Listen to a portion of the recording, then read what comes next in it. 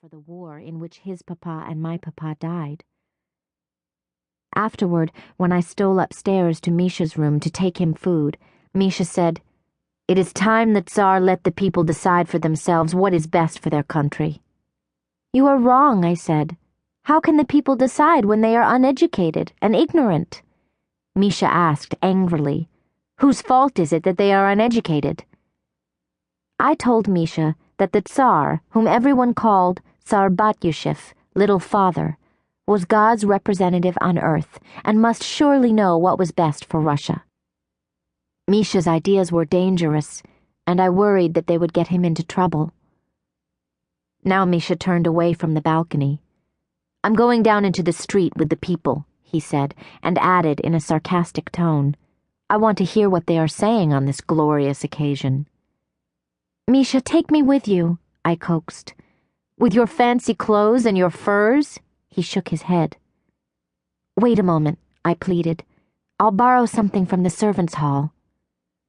The servants were all at the windows watching the ceremony, so it was a simple thing to snatch an old wool cloak from its peg and slip away unseen. It must have belonged to a cook, because it smelled of onions and vinegar. There was little warmth in the cloak, for the wool was worn and thin. Misha gave me one of his disapproving looks when I returned. "You must always have your own way, Katya. Your mother spoils you." That taunt was an old story with Misha.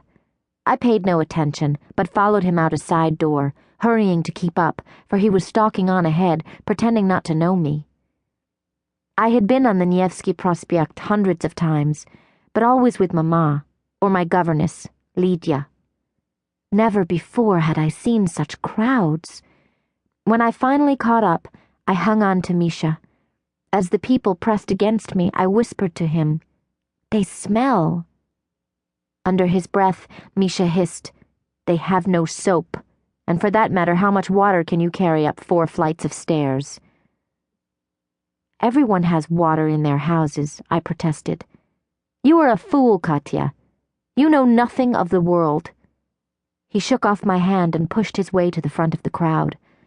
The sun disappeared behind dark clouds. A wet snow began to fall. I pulled the thin cloak more closely about me. An old babushka with no teeth held up a picture of the Tsar and Empress. Children waved small Russian flags, hopping from one foot to the other to keep warm. The cannons from the Peter and Paul fortress sounded a 21-gun salute. Cheers grew into a roar.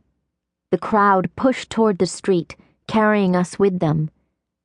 There, right in front of us, rolled the scarlet and gold carriage of the Tsar and Empress. Soldiers stationed along the curb stretched out their arms to hold the crowd back, but the people hurtled forward like a runaway train. I saw one of the soldiers aim his gun at the crowd, but an officer knocked it aside. The crowd were loyal subjects of the Tsar and asked nothing more than to get a little closer to the ruler they loved. The crowd poured into the street to see the carriage with its team of 6 white horses and its gold-jacketed coachman. It was a miracle that no one was caught beneath the carriage wheels. I looked up, and there was Tsar Nikolai in his uniform, golden epaulets on his shoulders, rows of brightly colored decorations splashed across his chest. He looked amused rather than frightened by the crowd, but Empress Alexandra had a look of terror on her pale face. With one hand, she clutched the diamond crown nestled on her red-gold hair, and with the other hand, she clasped a necklace with a pink pearl as large as a sparrow's egg. From the look of fear on her face, you might have thought the crowd was after her jewels.